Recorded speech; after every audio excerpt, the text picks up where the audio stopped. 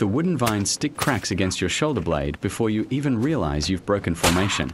The sting is sharp, rhythmic, and expected. You are a probatus, a name that means nothing until you survive the first 4 months. Your world is the weight of a 60-pound pack and the taste of dust kicked up by the thousands of boots in front of you. You are invisible to the officers, a mere statistic in a tally book. You sleep in a tent with 8 other men who smell of sour wine and unwashed wool. You learn to eat your grain porridge while walking because stopping is a luxury you haven't earned. The hidden cost is your name. No one calls you by it. You are just a shadow in a tunic, praying the next swamp fever takes the man next to you instead of you.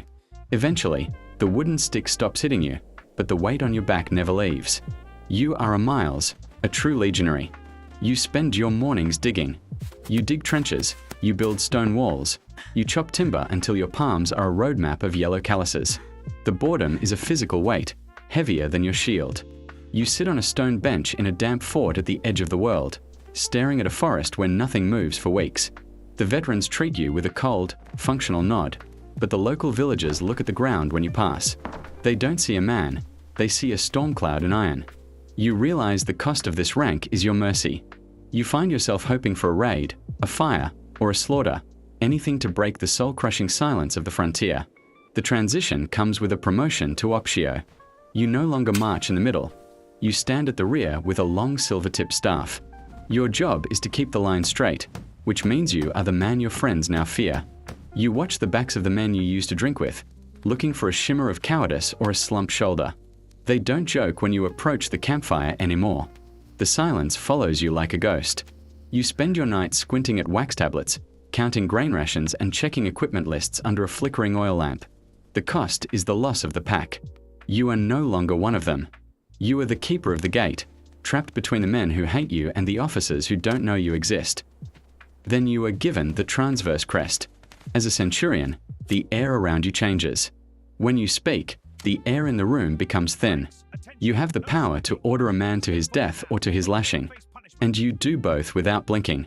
You live in a house with stone floors while your men shiver in leather tents, yet you have never been more tired. You see the recruits and you don't see faces. You see tools that are chipped and dull. You have spent 20 years watching men die in various shades of red, and now, the sight of a wound is as mundane as a spilled drink. The cost is your soul's callosity.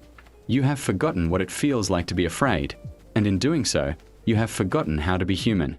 You rise further, into the purple-striped toga of a legatus. You sit on a tall wooden chair on a dais, looking down at a sea of iron helmets. Thousands of lives hang on the tip of your stylus. When you move your hand across a map, villages burn and empires shift. You are surrounded by advisors who smile too broadly and guards who never blink. Everyone respects you, but no one tells you the truth. You eat the finest fish brought from the coast in jars of honey, but you check every bite for the bitter aftertaste of hemlock. Your tent is a palace of silk, yet you lie awake listening to the wind, wondering which of the men outside is sharpening a blade meant for your throat. Finally, you sit in a room of cold, white marble. You are the Imperator. The world is a series of whispers behind heavy curtains. You have reached the peak, and the air here is freezing. You have the power to delete entire lineages with a nod. You are a god on the coins in every merchant's purse, yet you cannot remember the last time you felt the sun on your skin without a ring of steel protecting you. You are the most powerful man on earth, and you are utterly alone. You sit at a heavy oak table, the silence of the palace pressing against your ears. You pick up a single, small grape. You turn it over in your fingers, staring at the tiny imperfections in its skin, and you realize you have conquered the world only to become a prisoner of its silence. You eat the grape. It is slightly sour. You wait for the poison to hit, or for the sun to set. It doesn't matter which comes first.